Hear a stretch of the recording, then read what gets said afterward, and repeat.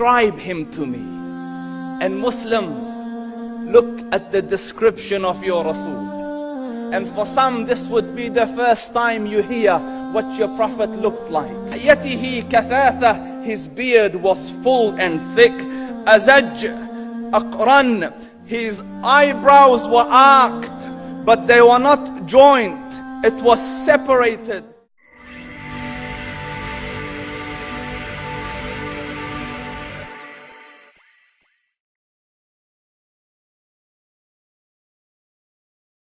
Describe him to me. And Muslims, look at the description of your Rasul. And for some, this would be the first time you hear what your Prophet looked like. I saw a man of striking appearance. ظاهر الوضاء أبلج الوجه, radiant face, حسن الخلق, beautifully created. لم تعبه الثجلة, his belly wasn't protruding. ولم تزر به السعلة, nor was his head disproportionate and small. وسيم قسيم, proportionate and delicate, finely made, a specimen of a creation. في عينيه دعج, in his eyes there was a contrast. The dark was immensely dark, the white was excessively white. وفي أشفاره وطف, and his eyelashes were long. وفي صوته صهل, and in his voice was a natural echo. وفي عنقه سطع, and his neck was elegantly long. وفي لحيته كثاثة, his beard was full and thick.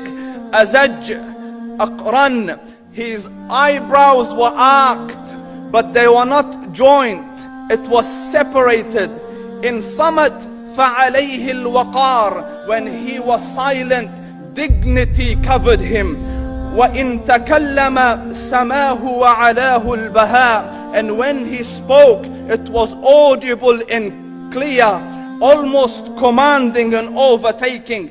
أجمل الناس وأبهاهم من بعيد, from afar the most striking and outstanding in appearance. وأحسنهم وأجملهم من قريب, and when he came near, the best of them and the most handsome of them in closeness. حلو المنطق, such an exalted and sweet level of logic. Like when he used to speak, it was so coherently logical, it was smooth and easy to understand. فصل لا نزر ولا هذر, he was to the point, not excessive nor too short. كأن منطقه خرزات نظم يتحدرن, his logic, his utterances, his words were like jewels coming out of a necklace, calculated, polished, one after the other, it would flow magically. ربعة, he was medium in height. Your eye didn't have to strain to look up at him, nor was it tedious to look down at him. He was a comfortable sight to look at. له رفقاء يحفون به, he had friends, the people that were with him, they were working around him to try to serve and protect him. إن قال سمعوا لقوله, when he used to say something, they used to hearken to what he used to say. وإن أمر تبادروا إلى أمره, when he commanded, they used to compete to fulfill the command. This is Muhammad Rasulullah. This is Muhammad Rasulullah.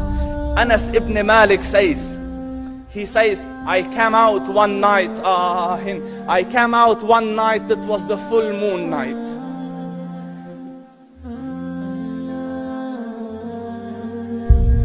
And I looked at the moon, and in the desert, understand, the moon is an awesome sight. It is smooth, it is radiant, it is clear, it is gentle compared to the scorching sun at which they are used to.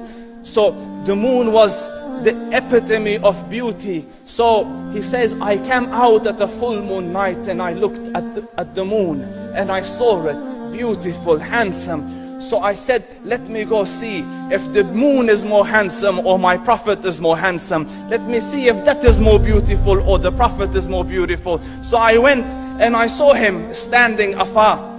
So I looked at his face, and I looked at the moon, and I looked at his face, and I looked at the moon, and I looked at his face, and I looked at the moon, and he said, Wallahi, he was more handsome than the moon in its entirety. That is just the look of your Rasul. Aisha radiyallahu anha says, I was sewing with the needle. My needle dropped in the dark. I couldn't find it. I said, Ya Rasul, I can't find it. He moved his face close, and I swear, out of the radiance of his face, I found my needle. And the Prophet sallallahu alaihi wasallam was mind-bogglingly handsome. But his handsomeness was covered with waqar in jalal and hayba. The Sahaba say, when we used to sit at his feet, two feelings conflicting would come on the heart. The first one, you wanted to look at him. You wanted to behold the majesty of his face. And when you wanted to look up, shyness used to overtake you, so you used to look down. Amr ibn al-As says, I sat with him many times, but if you ask me to describe his face, I can't describe it. I wouldn't be able to look up to him ijlalan wa ta'zeeman. I couldn't look up at him. And that is why he didn't have the problems that Yusuf alayhi salam had. Because it was difficult to penetrate the awe and the splendor of the Rasul. كل البشر يوم القيامة يقولوا نفسي نفسي، إلا محمد صلى الله عليه وسلم يقول أمتي أمتي.